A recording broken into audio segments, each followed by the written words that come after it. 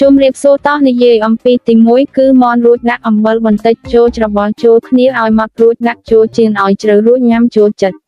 ជុំរៀបសូតោះនិយាយអំពីទី1គឺមន់រួចដាក់អំបិលបន្តិចចូលច្របល់ចូលគ្នាឲ្យម៉ត់រួចដាក់ចូលចៀនឲ្យជ្រៅរួចញ៉ាំចូលចិត្ត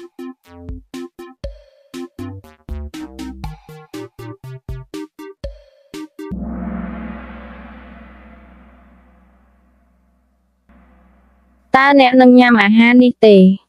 តើអ្នកនឹងញ៉ាំអាហារនេះទេ3 2 1ទី1គឺមន់រួចដាក់អំបិលបន្តិចចូលច្របល់ចូលគ្នាឲ្យម៉ត់រួចដាក់ចូលចៀនឲ្យជ្រៅរួចញ៉ាំចូលចិត្ត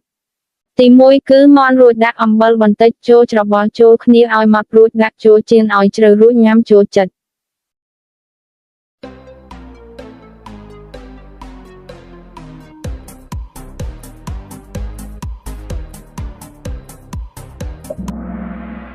ដែលត្រូវបានរីករាយនឹងសំណួរអំពីទី1គឺមន់រួចដាក់អំបិលបន្តិចចូលច្របល់ចូលគ្នាឲ្យម៉ត់រួចដាក់ចូលចៀនឲ្យជ្រៅរួចញ៉ាំចូលចិត្ត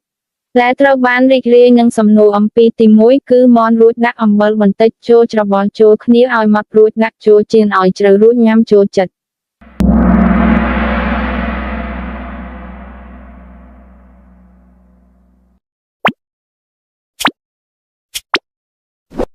ដំបូងដាក់ស្រទាប់រួចបុករួចហាន់ជាបន្ទះរួចយកសំបកចេញរួចដាក់ប្រហិតសាច់គោរួចរុំប៊ីចេងរួចដាក់ស៊ុតម្សៅនិងអំបិលរួចបំពងឲ្យជ្រៅរួចទទួលទានជាការស្រេចមុនដំបូងកាត់សាច់មាន់ចូលរួចរុំជាចំណិត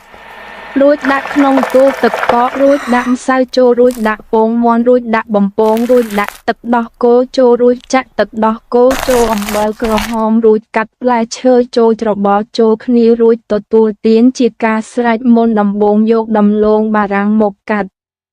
រួចដាក់ទឹករួចដាក់អំបិលប៉ាក់កណ្ដាលនិងអំបិលក្រហមធម្មតាថែទាំនឹងម្ទេសនិងស្លឹកខ្ទឹមរួចច្របល់ចូលគ្នារួចដាក់ពងមាន់បំពងរួចដាក់ពងមាន់បំពងរួចដាក់អំបិលចូលរួចដាក់ស្លឹកខ្ទឹមចូលទទួលទានជាការស្រេច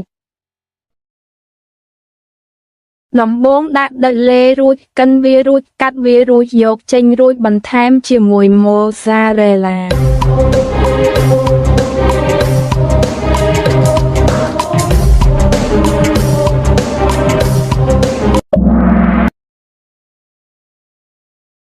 រួចរុំប៊ីចេងរួចដាក់ស៊ុតនិងម្សៅនិងអំបិលរួចចៀនឲ្យជ្រៅរួចញ៉ាំចូលចិត្ត